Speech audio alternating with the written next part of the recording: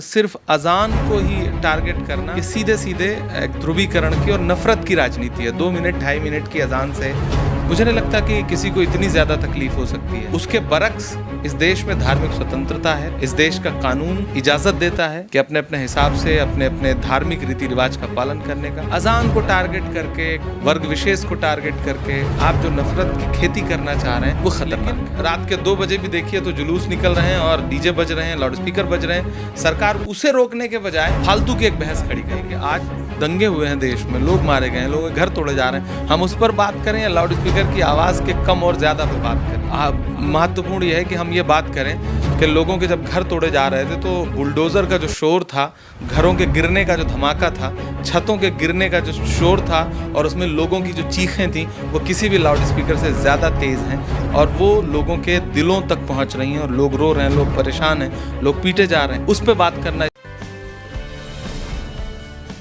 नमस्कार, मैं दानिश सुनजार और आप देख रहे हैं पीआरबी। हमारे साथ बातचीत करने के लिए मशहूर शायर और कांग्रेस नेता इमरान प्रतापगढ़ी मौजूद है। इमरान प्रतापगढ़ी जी, देश में जो हाल चल रहे हैं उन पे आपसे चर्चा करेंगे। सबसे पहले पीआरबी में बहुत बहुत स्वागत है। शायद पहला इंटरव्यू आपका हो रहा है। इमरान भाई, जो अभी जो लाउड स्पीकर को लेकर विवाद जारी है, बीजेपी के कई नेता कह रहे हैं कि इसको जो है बैंड होना चाहिए, तो क्या क्या आपकी इस पर प्रतिक्रिया रहेगी? नहीं, लाउड स्पीकर बैन होने से ज़्यादा अहम सवाल ये है कि भारतीय जनता पार्टी द्वारा प्रायोजित जो दंगे हो रहे हैं देश में, हम उस पर बात करें। लाउड स्पीकर को लेकर के सुप्रीम कोर्ट की गाइडलाइन है कि रात के 10 बजे के बाद लाउड स्पीकर नहीं बजना चाहिए। अगर भारत की सरकार सिर्फ उसी गाइडलाइन का पालन करवा दे तो मुझे नहीं लगता कि उसके बाद किसी और नए कानून या बैन या फिर किसी और बहस की ज़रूरत बनती है। तो जो कानून है, जो गाइडलाइन है, उसका पालन ना करवा करके एक ज़बरदस्ती की बहस छेड़ी गई है ताकि ध्रुवीकरण किया जा सके, राजनीतिक फ़ायदा लिया जा सके। प्रदूषण भी तो होता है। हाँ, प्रदूषण होता है। इसको लेकर बिल्कुल कर्नाटक में जो है वो मापदंड के लिए मशीन भी लग गई है। प्रदूषण होता है। जब मोदी जी 50,000 की भीड़ में सैकड़ों लाउड स्पीकर लगा के भाषण देते हैं तो प्रदूषण तो उससे भी होता है। प्रदूषण तो जो जुलूस निकल रहे हैं उसमें जो डीजे बज रहे हैं उससे भी प्रदूषण हो रहा है। प्रदूषण तो इस देश में बहुत सारी चीज़ों से हो रहा है। प्रदूषण तो संसद में जो बहस हो रही है वहाँ जो शोरगुल है, प्रदूषण तो उससे भी है देश में। तो प्रदूषण तो बहुत चीज़ों से है।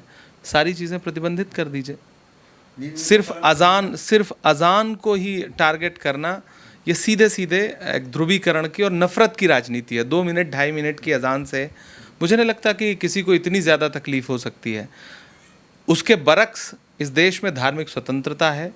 इस देश का कानून इजाज़त देता है कि अपने अपने हिसाब से अपने अपने धार्मिक रीति रिवाज का पालन करने का। अजान को टारगेट करके, वर्ग विशेष को टारगेट करके आप जो नफरत की खेती करना चाह रहे हैं वो ख़तरनाक है। कई जगह तो बैंड की भी बात कही गई, कई जगह बैंड हो भी चुका है। अगर आपको जानकारी हो तो क्या मतलब किधर जा रहा है देश? अगर आपके शायरी से जानना चाहें तो कहाँ बैन हो चुका है? हाँ। एक उदाहरण बताएं आप हमें, कहाँ बैन है? अजमेर की बात कर रहे हैं। अजमेर में आप पत्रकार हैं, पढ़ा करिए। वो आदेश आपने पढ़ा है पूरा?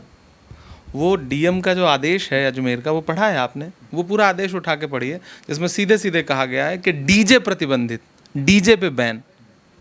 तो डीजे और लाउड स्पीकर में फ़र्क होता है या नहीं? और उसमें मस्जिद और मंदिर का लाउड स्पीकर कहाँ से आ गया? किसी भी धार्मिक स्थल के लाउड स्पीकर का तो जिक्र ही नहीं। तो मुझे भी लगता है कि हमारे पत्रकार साथियों को भी चीज़ों को कौवा कान ले उड़ा जैसी वाली बात नहीं होनी चाहिए। मतलब बाकायदा आप वो जो आदेश आया है कलेक्टर का, वो आदेश पढ़ना चाहिए, उसके बाद बात करनी चाहिए। देश भर में ये भ्रांति ना फैलाई जाए, नहीं कहीं लाउड स्पीकर बैन नहीं है और रात 10 बजे के बाद कहीं इजाज़त नहीं है। लेकिन रात के 2 बजे भी देखिए तो जुलूस निकल रहे हैं और डीजे बज रहे हैं, लाउड स्पीकर बज रहे हैं।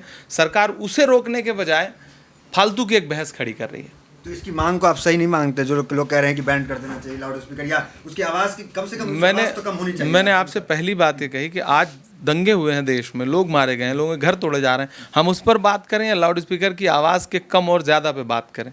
महत्वपूर्ण यह है कि हम ये बात करें कि लोगों के जब घर तोड़े जा रहे थे तो बुलडोज़र का जो शोर था, घरों के गिरने का जो धमाका था, छतों के गिरने का जो शोर था और उसमें लोगों की जो चीखें थीं वो किसी भी लाउड स्पीकर से ज़्यादा तेज़ हैं और वो लोगों के दिलों तक पहुंच रही हैं और लोग रो रहे हैं, लोग परेशान हैं, लोग पीटे जा रहे हैं। उस पर बात करना इस समय तो अपराधियों पे बुलडोज़र चलता है तो इमरान प्रतापगढ़ी को दिक्कत क्यों है? बुलडोज़र तो उनका कहना है कि अपराधियों पे चल रहा है।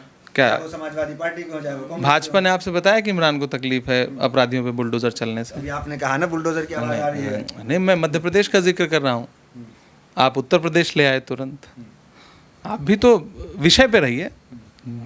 पत्रकारिता लोकतंत्र का चौथा स्तंभ है और उस स्तंभ की जिम्मेदारी है। पत्रकार नंगे करके पीटे गए, आप उस पर बात नहीं करेंगे मध्य प्रदेश में। एक भी सवाल उस पर पूछिए ना कि पत्रकारिता का क्या हाल है। रात के 12 बजे सौरभ शर्मा जी न्यूज़ 18 के पत्रकार जगराते के लाउडस्पीकर की आवाज़ ही कम करवाने गए थे।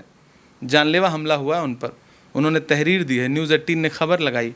सवाल करिए तो उस पर करिए। बुलडोज़र, आप कानून सम्मत अगर किसी माफिया किसी अपराधी के घर पे बुलडोज़र चला रहे हैं, कानून सम्मत चलाइए, कौन मना कर रहा है। लेकिन किसी बेगुनाह का घर तोड़ेंगे तो हर आदमी आवाज़ उठाएगा।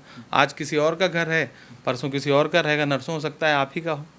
चलिए उत्तर प्रदेश से आप आते हैं, उत्तर प्रदेश की बात कर लेते हैं। 2.0 का क्या भविष्य देख रहे हैं योगी जी का सरकार का? अगले 4.5 साल का भविष्य है, जब तक के लिए चुने गए हैं वो।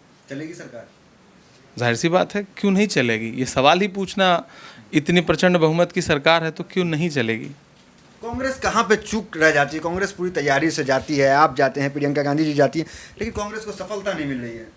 मिलेगी, लड़ रहे हैं। फासिस्ट ताकतों के खिलाफ लड़ना एक मुश्किल काम है, बड़ी लड़ाई है, बहुत लड़ना पड़ेगा। मतलब आप मान रहे हैं कि हिंदुत्व मॉडल यूपी में चला है? बहुत सारे मॉडल चले, नफ़रत की राजनीति चली। अब आप उसे नफ़रत कहें या कोई और नाम दें, मैं तो ये कहूँगा कि झूठ बेचा गया, नफ़रत बेची गई और वो बिकी। हम मोहब्बत बेच रहे थे, हम नहीं बेच पाए।